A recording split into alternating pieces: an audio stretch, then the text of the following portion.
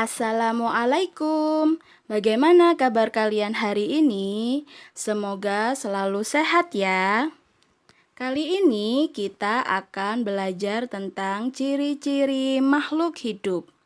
Sebelumnya Ustazah tanya, apakah kalian tahu pengertian dari makhluk hidup itu? Baik, jika belum tahu, Ustazah beritahu ya. Makhluk hidup adalah suatu organisme yang dapat mempertahankan dirinya dari berbagai bentuk perubahan lingkungan dan dapat berkembang biak untuk melestarikan jenisnya. Sekarang, apakah kalian tahu macam-macam makhluk hidup? Bagus. Macam-macam makhluk hidup ada 3. Yang pertama ada manusia, betul. Yang kedua ada hewan. Dan yang ketiga ada tumbuhan. Nah, di antara ketiga macam makhluk hidup ini, makhluk yang paling sempurna adalah manusia.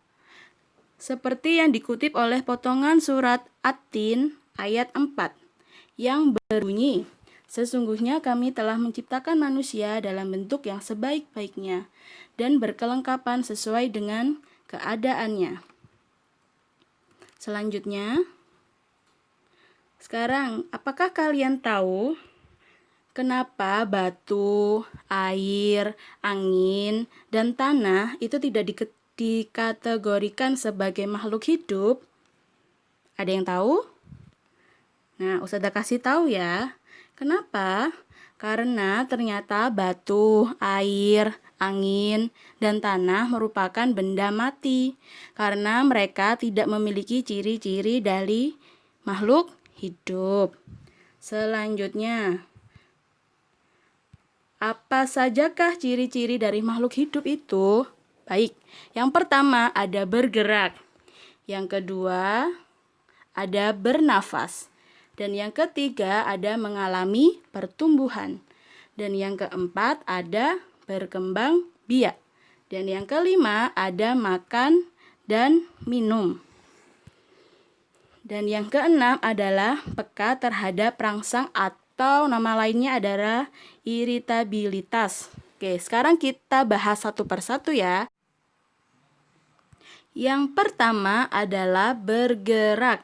Bergerak dibagi menjadi 2, yaitu bergerak aktif dan bergerak pasif. Apa itu bergerak aktif? Bergerak aktif adalah proses perubahan posisi dari satu tempat ke tempat lain. Contohnya berjalan dan berlari. Selanjutnya, apa itu bergerak pasif? Bergerak pasif adalah pergerakan tanpa berpindah tempat. Contohnya adalah apa? Jalan di tempat. Selanjutnya, ciri yang kedua adalah bernafas. Ada yang tahu perbedaan antara manusia, hewan, dan tumbuhan pada saat bernafas? Baik, Ustazah beritahu ya.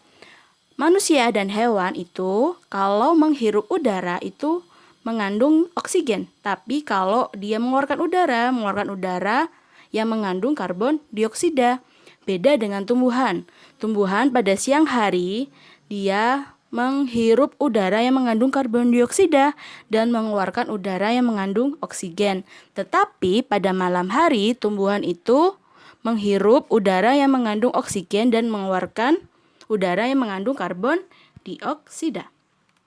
Selanjutnya, ciri yang ketiga adalah mengalami pertumbuhan. Apa hayo pertumbuhan itu? Oke, pertumbuhan artinya bertambah ukuran tinggi dan berat pada makhluk hidup. Selanjutnya, Ustazah beri contoh pertumbuhan makhluk hidup. Yang pertama pada hewan. Dilihat dari gambar, di situ ada yang namanya daur hidup ayam. Dimulai dari apa? Telur menetas, anak ayam, lalu menjadi ayam dewasa. Selanjutnya, contoh pertumbuhan makhluk hidup pada tumbuhan. Dimulai dari apa? Dimulai dari biji, kecambah, tanaman muda, dan tanaman dewasa. Ciri yang keempat adalah berkembang biak. Apa itu berkembang biak? Berkembang biak adalah kemampuan makhluk hidup untuk menghasilkan keturunan. Nah, tujuan dari berkembang biak adalah untuk melestarikan jenisnya agar tidak punah. Cara perkembangbiakan makhluk hidup. Ada yang tahu dibagi menjadi berapa? Betul, dibagi menjadi dua, yaitu yang pertama adalah dengan cara melahirkan. Siapa saja makhluk hidup yang cara berkembangbiakannya melahirkan? Ada manusia, ada kucing, ada sapi, kambing, kuda, dan lain-lain. Selanjutnya, selain melahirkan ada yang namanya bertelur. Contohnya apa? Ada ayam, bebek, burung, ikan, dan lain-lain. Ciri makhluk hidup yang kelima adalah makan dan minum. Nah, semua makhluk hidup itu memerlukan makanan dan minuman yang bergizi, bersih dan sehat. Sehingga apa? Tubuh memperoleh energi agar bisa melakukan aktivitas. Selanjutnya, ciri yang terakhir adalah peka terhadap rangsangan.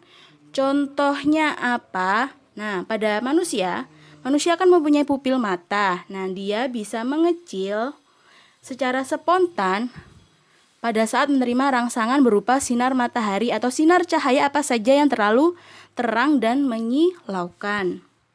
Selanjutnya, kalau pada tumbuhan.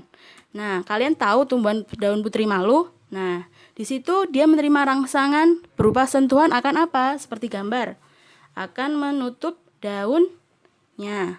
Baik, sekian dulu yang dapat Ustazah jelaskan. Semoga bermanfaat. Tetap jaga kesehatan ya, dan tetap di rumah saja. Sekian, wassalamualaikum warahmatullahi wabarakatuh.